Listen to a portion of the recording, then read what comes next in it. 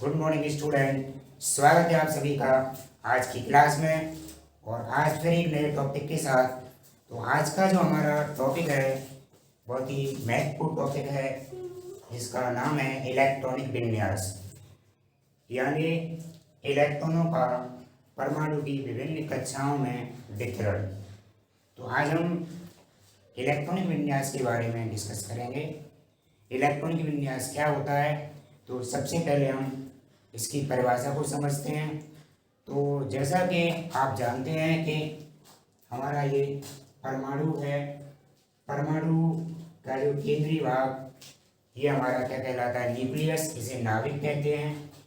नाभिक के चारों ओर ये विभिन्न जो कक्षाएं हैं, जैसा कि के, एल, एम, एन आदि कक्षाएं हैं, हम कोष या सेल कहते हैं। तो जैसा कि आपको पता है कि इलेक्ट्रॉन इन्हीं सेल्स में, इन्हीं कक्षाओं में लगातार चक्कर लगाते रहते हैं।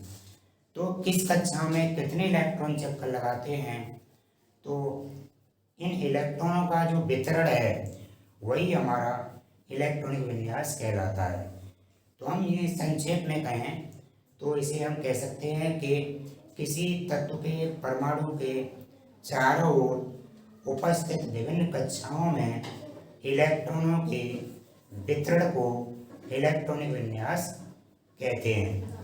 यानी हमें यहाँ पर इलेक्ट्रॉनों का डिस्ट्रीब्यूशन करना है कि के कोष है उसमें मैक्सिमम कितने इलेक्ट्रॉन चक्कर लगा सकते हैं, एल कोष में मैक्सिमम कितने इलेक्ट्रॉन चक्कर लगा सकते हैं, इसी प्रकार एम और एन में कितने इलेक्ट्रॉन व चक्कर लगा सकते हैं। तो इन्हीं सभी का जो वितरण है, डिस्ट्रीब्यूशन है, वही हमारा इलेक्ट्रॉनिक विन्यास कहलाता है। तो देखेंगे इलेक्ट्रॉनिक विन्यास को लिखने के लिए सबसे पहले बोर और बरी। तो बोर बरी वैज्ञानिक थे, उन्होंने अपना नियम प्रस्तुत किया। तो बोर-बरी का नियम, तो हम तत्वों के इलेक्ट्रॉनिक विन्यास को लिखने के लिए सबसे पहले हम बोर-बरी के नियम का यूज करेंगे। यानी इलेक्ट्रॉनिक विन्यास लिखने के लिए सबसे पहले बोर-बरी का नियम प्रस्तुत किया गया। तो इस नियम के कुछ महत्वपूर्ण बिंदु थे, तो उनको समझेंगे। यानी इन्होंने इलेक्ट्रॉनिक विन्यास लिखने के लिए कुछ विशेष नियम बताए। तो वह नियम कौन कौन से हैं, एक एक करके हम चर्चा करते हैं। तो सबसे पहली बात इन्होंने ये बताई कि हमारा कोई भी तत्व है और हम उसका इलेक्ट्रॉनिक विन्यास लिख रहे हैं, तो किसी भी तत्व के परमाणु के जो कोष है उसमें अधिकतम इलेक्ट्रॉन की संख्या 2n² के बराबर होती है। यानी किसी कोष में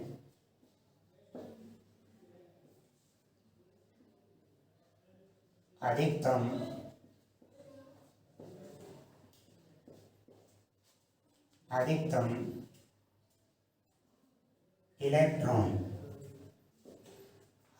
इलेक्ट्रॉन की संख्या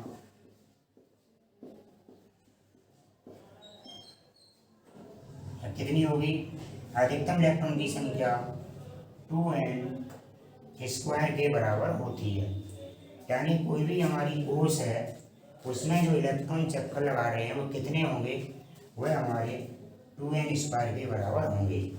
अब यहाँ पर n का मतलब क्या है, जहाँ हमारा n है, n बराबर कोष क्रमांक,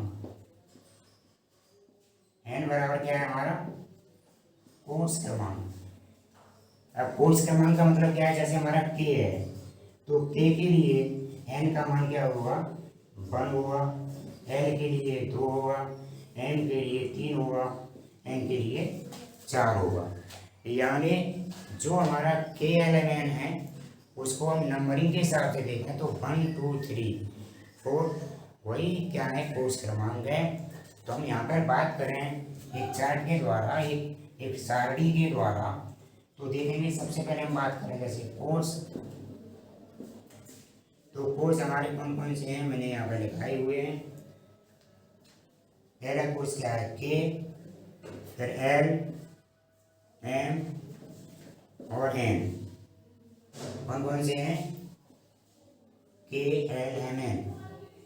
इसके बाद हमारे देखेंगे कोर्स क्रमांक। तो कोर्स क्रमांक में, यानी कोर्स क्रमांक का मतलब हुआ एन। तो एन का मतलब क्या हुआ हमारा, जैसे 1, के लिए क्या है 1, एल के लिए 2, एम के लिए 3 और एन के लिए 4। यानी कोर्स कौन कौन से, के, एल, एम, एन, और इनके क्रमांक हैं 1, 2, 3, 4। अब यहाँ पे हम बात करेंगे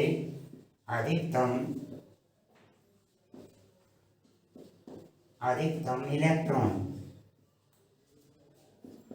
अधिकतम इलेक्ट्रॉन की संख्या तो कितनी होगी, 2n²। अब हम देखेंगे इस कोर्स में कितने इलेक्ट्रॉन हैं वह चक्कर लगा रहे हैं। तो सबसे पहले हम बात करें के। तो के लिए जो एन है, एन की वैल्यू कितनी है 1। तो इसका मतलब के में कितने इलेक्ट्रॉन चक्कर लगाएंगे, तो हम इस 2n² में वैल्यू रखते हैं। तो यानी n बराबर जब 1 है तो 2 × 1 का स्क्वायर, 2 हमारा ये आ गया, n की वैल्यू 1। तो हम इसको अब सॉल्व करेंगे इसे। तो 1 का स्क्वायर 1 और 1 का मल्टीप्लाई करेंगे 2 में तो हुआ 2। तो इस प्रकार हमारा पहला जो कोर्स है के, उसमें मैक्सिमम, इस वाले कोर्स में 2 इलेक्ट्रॉन चक्कर लगा सकते हैं। यानी के में अधिकतम 2 इलेक्ट्रॉन हमारे चक्कर लगा सकते हैं। इसी प्रकार अगले देखें एल, और एल के लिए एन का मान होता है 2। तो हम यहाँ पे 2 × एन की वैल्यू पुट करेंगे, 2 का स्क्वायर। तो 2 का स्क्वायर कितना हुआ 4, और 4 का मल्टीप्लाई करेंगे 2 में 8। तो इसका मतलब ये हुआ कि जो हमारा एल कोर्स है उसमें अधिकतम 8 इलेक्ट्रॉन है वह चक्कर लगा सकते हैं। यानी हमारा एल कौन सा है, एल कोर्स है हमारा ये। तो 1, 2, 3, 4, 5, 6, 7, 8। तो ये हमारे एल में कितने चक्कर लगा सकते हैं, 8 इलेक्ट्रॉन चक्कर लगा सकते हैं। इसी प्रकार हम बात करें एम में। तो एम के लिए हमारा एम की वैल्यू है 3। तो यहाँ पे वैल्यू पुट करेंगे तो 2 × 3 का स्क्वायर, 3 का स्क्वायर कितना होता है 9, 9 पूजा होता है 18। यानी हमारा जो एम कोर्स है, एम कोर्स में मैक्सिमम 18 इलेक्ट्रॉन तक हम भर सकते हैं। इसी प्रकार एन की बात करें तो एन के लिए, यानी ये कैपिटल एन का मतलब क्या है कोर्स, और इसके लिए स्मॉल एन यानी कोर्स क्रमांक है वो है 4। तो 2 × 4 का स्क्वायर इक्वल टू 32। तो हमारा जो अंतिम यानी जो एन कोर्स है उसमें मैक्सिमम 32 इलेक्ट्रॉन है वह चक्कर लगा सकते हैं। तो बोरवरी ने क्या बताया कि किसी भी कोर्स में मैक्सिमम इलेक्ट्रॉन है वह 2n² के बराबर होते हैं। किसके बराबर, 2n² के बराबर। और जहाँ पर n का मतलब क्या है, कोर्स क्रमांक है, जैसा कि आपको यहाँ पे शो हो रहा है। तो जैसे k के लिए हमने बताया n की वैल्यू 1, मैक्सिमम इलेक्ट्रॉन है 2। l के लिए n का वैल्यू कितना है 2, मैक्सिमम इलेक्ट्रॉन कितने होंगे 8। और इसी प्रकार m है, इसके लिए जो कोर्स क्रमांक m की वैल्यू है 3। तो इसके लिए कितना होगा मैक्सिमम इलेक्ट्रॉन 18 यानी 18। इसी प्रकार n के लिए जो हमारा कोर्स क्रमांक है 4। तो यहाँ पे हमने n की वैल्यू पुट करेंगे तो यहाँ पे वैल्यू निकल के आएगी 32। तो इसका क्रम क्या हुआ हमारा 2, 8, 18, 32। तो इसी क्रम में जो इलेक्ट्रॉन होते हैं वह विभिन्न कक्षाओं में प्रवेश करते हैं। अब हम देखते हैं कि इनके इस जो नियम हमने दिया, तो इस नियम की सहायता से हम विभिन्न तत्वों का इलेक्ट्रॉनिक विन्यास कैसे लिख सकते हैं।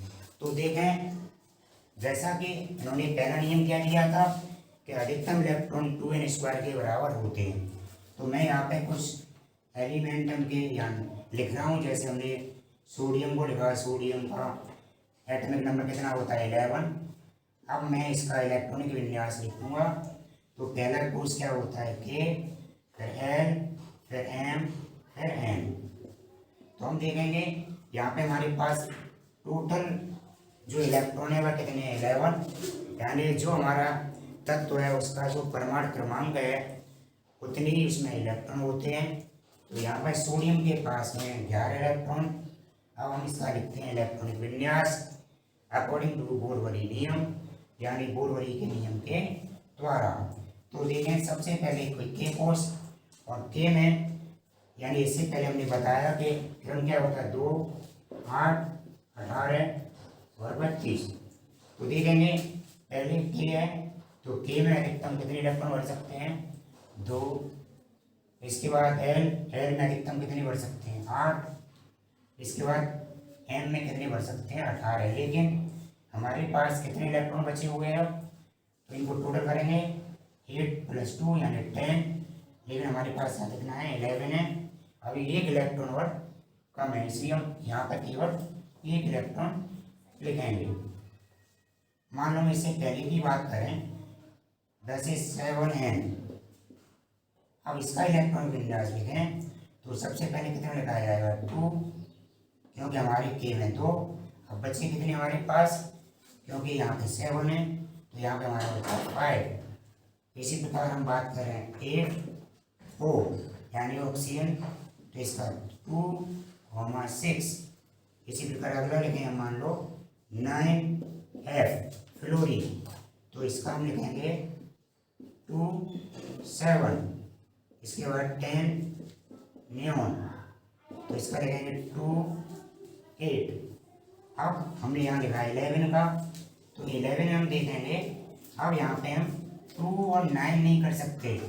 क्यों नहीं कर सकते, मान लो मैं दोबारा यहाँ देखें NA, तो यहाँ पे 2 और 9 नहीं कर सकते। क्यों नहीं कर सकते, क्योंकि यहाँ पे मैक्सिमम 8 इलेक्ट्रॉन ही एंटर हो सकते हैं। तो जो एक्स्ट्रा इलेक्ट्रॉन है वो अगले में चला जाएगा। तो यहाँ पे हम क्या लिखेंगे 2, 8, 1। अब इसमें हम इलेक्ट्रॉन कहाँ तक भर सकते हैं 18 तक। मान लो हमें इससे आगे और भी हमें इसका इलेक्ट्रॉनिक विन्यास लिखना है, तो हम किस तरह से लिखेंगे देखेंगे। अभी यहाँ पे लिखा हुआ है सोडियम का। अब मैं यहाँ पे लिखता हूँ मान लो 12 मैग्नीशियम, तो यहाँ पे 2, 8, 2। तो इसी तरह से मैं यहाँ पे और भी लिखूँ, जैसे यहाँ लिखा 17 Cl, तो इसका क्या लिखा जाएगा 2, 8, 7। इससे आगे और देखें 18 Ar आर्गन, तो 2, 8, 8। अब यहाँ से एक महत्वपूर्ण जो नियम है, यानी इनका सेकंड नियम क्या होगा वो समझेंगे, क्योंकि अभी तक तो आपको क्लियर समझ में आ रहा होगा, लेकिन यहाँ पे सेकंड नियम फिर आपको कंफ्यूज करेगा। जैसे मैं यहाँ पे लिखता हूँ 19K, तो हम इसका लिखें 2, 8, 9, यानी अकॉर्डिंग जो फर्स्ट नियम है, पहला नियम है, उसके द्वारा देखा जाए तो यहाँ पर 2, 8, 9 होना चाहिए, क्योंकि यहाँ पे थर्ड में मैक्सिमम 18 तक बढ़ सकते हैं। लेकिन इन्होंने जो सेकंड नियम दिया तो वो क्या कह रहे हैं कि जब भी हम किसी तत्व का इलेक्ट्रॉनिक विन्यास लिखेंगे तो सबसे बाहरी कोश में 8 से अधिक इलेक्ट्रॉन नहीं लिख सकते। तो यहाँ पे ये सबसे बाहर पड़ रहा है, तो यहाँ पे 8 से अधिक नहीं लिखेंगे। तो हम यहाँ पे क्या लिखेंगे, यहाँ पे पहले 8 भरेंगे। अब कितना बचा हमारे पास देखेंगे, एक इलेक्ट्रॉन और बचा, तो हम यहाँ पे अब इसे फोर्थ में पहुँचा देंगे। तो 2, 8, 8, 1, न कि हम इसके अकॉर्डिंग 2, 8, वैसे तो हम इसके अकॉर्डिंग लिखते तो यहाँ 2, 8, 9 होना चाहिए, लेकिन ऐसा नहीं होगा, क्योंकि बोरवली ने कहा यदि सबसे भारी कोश कोई पड़ रहा है तो उसमें 8 से ज़्यादा नहीं भरेंगे, उसे अगले वाले में पहुँचाएंगे। एक और एग्जाम्पल देखें 20 कैल्शियम, तो 2 8 8 और 2, तो सेम इसी तरह से यहाँ पे एक इलेक्ट्रॉन फिर यहाँ पे ज़्यादा हो जाएगा। अब यहाँ की बात फिर देखें, फिर इन्होंने एक और नया नियम दे दिया, तीसरा नियम। तो तीसरा नियम यहाँ पे हमने अब देखेंगे, तीसरा नियम यानी हमारे कैल्शियम है, कैल्शियम के बाद क्या आएगा स्कैंडियम, यानी 21 स्कैंडियम। अब इसका मान लो इस नियम से लिखें तो क्या लिखा जाएगा, देखेंगे 2 8 8 3। तो फिर यहाँ पे इन्होंने एक नया नियम क्या दे दिया कि अब जो फोर्थ नंबर वाला है ये, इसमें 2 से ज़्यादा इलेक्ट्रॉन नहीं बढ़ सकते। कितने से ज़्यादा नहीं बढ़ सकते, 2 से ज़्यादा। इसमें 2 से ज़्यादा बढ़ सकते हैं कब, जब इससे पहले वाला कंप्लीट हो। तो तीसरे नंबर पे देखेंगे इसमें अधिकतम कितने बढ़ सकते थे, 18। तो हम पहले ये कंप्लीट नहीं हुआ है और इसमें पहुंच गए। तो हम क्या करेंगे ऐसी कंडीशन में, जब इसका इलेक्ट्रॉनिक विन्यास देखेंगे तो यहाँ पे बहुत ईजीली समझेंगे। तो आपको क्या करना है, सबसे पहले हम 2 भरेंगे, ये हमने भर दिया, फिर 8 भर देंगे। अब क्या करेंगे, हम यहाँ पे सबसे पहले ये 2 भर लिए और चौथे नंबर वाले में पहले 2 भर देंगे, तीसरा खाली छोड़ेंगे। पहले क्या भरेंगे, पहला, फिर दूसरे वाले में 8 भरेंगे इसके अकॉर्डिंग, फिर लास्ट यानी चौथे नंबर वाले में 2 भरेंगे। अब जितने इलेक्ट्रॉन बचे हैं वो यहाँ तीसरे में भर देंगे। अब यहाँ पे 9 लिख सकते हैं। इसी प्रकार अब आगे देखेंगे 22 टाइटेनियम, तो 2 और 8, और यहाँ पर फिर कितने देंगे 2, फिर यहाँ पे लिख देंगे 10। इसी प्रकार एक और देखें 23 वेनेडियम, तो 2 8, फिर यहाँ पे 2, यहाँ पे 11। तो इस तरह से आपको समझ में आ गया होगा। अब देखते हैं यहाँ पे एक और, कुछ ऐसे भी होते हैं कुछ तत्व जो इनके नियम का पालन नहीं करते हैं, तो उन्हें कहा जाता है अपवाद। क्या कहा जाता है, अपवाद। यानी जैसे कोई भी नियम नहीं हो रहा है फॉलो किसी पे, तो वह उसका अपवाद कहलाता है। जैसे मान लो एक क्लास में बहुत से बच्चे हैं, जो मान लो 20 बच्चे पढ़ रहे हैं किसी क्लास में, अब उसमें 18 बच्चे ऐसे हैं जो रेगुलर याद करके आते हैं और 2 बिल्कुल याद ही नहीं करते हैं, कितनी भी आप कोशिश कर लो।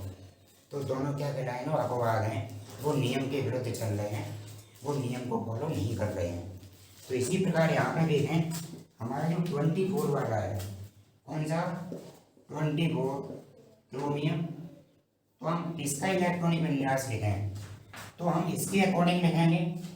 तो देखें क्या लिखा जाएगा, 2 8, फिर यहाँ पे 2 भर देंगे और यहाँ पे क्या लिख देंगे हम 12। नियम के हिस्से से तो ऐसे लिखना चाहिए, परंतु ये अपवाद है, तो एग्जाम में सबसे ज़्यादा अपवाद पूछे जाते हैं, ध्यान रखेंगे। यानी ये सही नहीं है, ये गलत है। तो इसका नियम, सही नियम कैसे लिखेंगे इसे, तो इसमें क्या होता है 2 8, तो इसमें सबसे लास्ट में 2 नहीं लिखते हैं, यहाँ 1 लिखते हैं केवल, और इसके बाद यहाँ पे कितना आ जाएगा 13।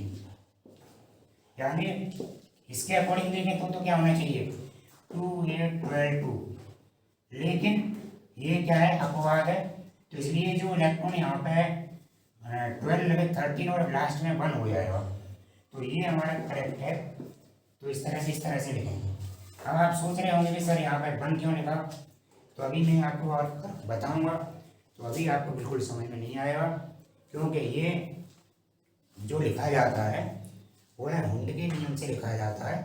तो आप जब 11th क्लास में आएंगे तब वहाँ पर आपको हुंड का नियम बताया जाएगा। तो अभी केवल यहाँ पे ध्यान रखना है, केवल हम यहाँ पे कितना लिखेंगे 1 और यहाँ पे 13।